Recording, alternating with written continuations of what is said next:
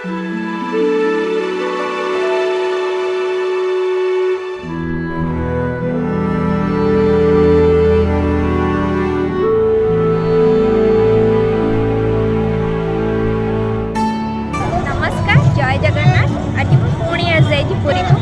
ब्लॉगटे करी आज होल्डे कौन कौन सब है जगन्नाथ को दर्शन करने रथ यात्रा भी आसीगला देखा आज काठ काम कौन कौन चलती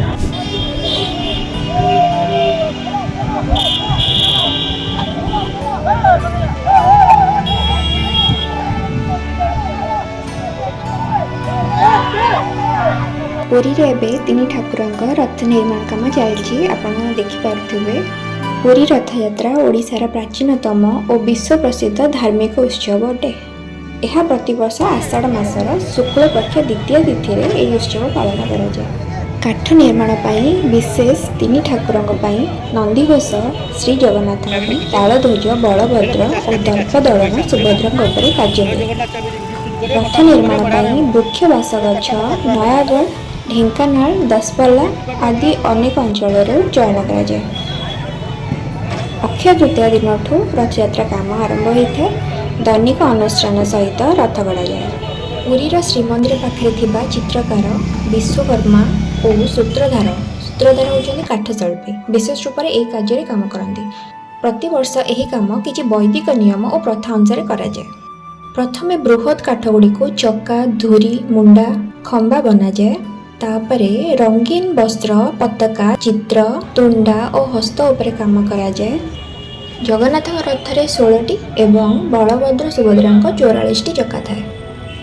प्रति रथर अलग नाम और अलग पताका थाए तथा यह पताका को रथर शिखर में बंधा जाए। रथ यात्रा हबार मेन कारण होची जगन्नाथ गुंडीचा यात्रा हेउची जनसाधारण भगवान दर्शन हबार सुजोग।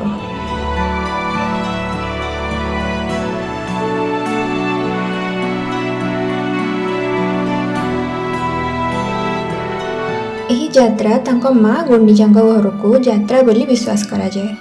यह मानव जीवन एक रूपक जो भगवान स्वयं लोक मान सहित एकता रखापी बाहरी आसती।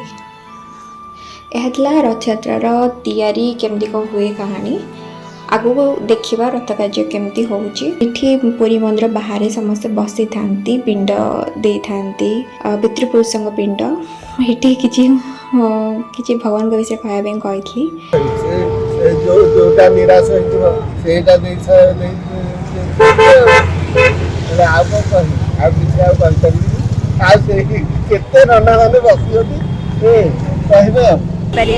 श्राद्ध तो से नाती कहलानी कि जय श्राम श्राद्धार सब भल कहे विपिन है नाम पाखु जाऊना से भाई नाम समस्त भल कहे।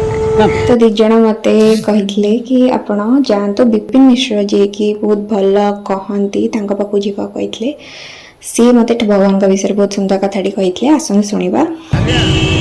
जय जगन्नाथ जगदानंद कुंदाय प्रणतार्ति हराय नीलाचल निवासाय जगन्नाथ नमः।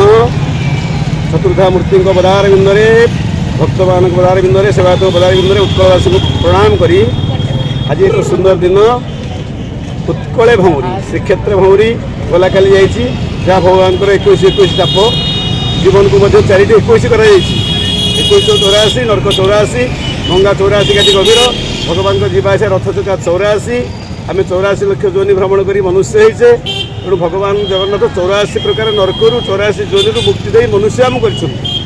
अतएव आज जो दिन समग्र ओडिशा रे भौरी यात्रा भौरी अर्थात चक्र भगवान जीवन को नहीं आम जीवन चक्र तैयारी हाथ दुईटी चक्र चक्षु चक्र से बची चक्का बैठी एवं नयन चक्र तेणु जीवन चक्र ऋतु चक्र समय चक्र गति चक्र प्रति चक्र महानायक होती जगन्नाथ जीवन चक्र बुली बुली ही पाइबा भगवान भक्ति केन्द्रिक तत्व।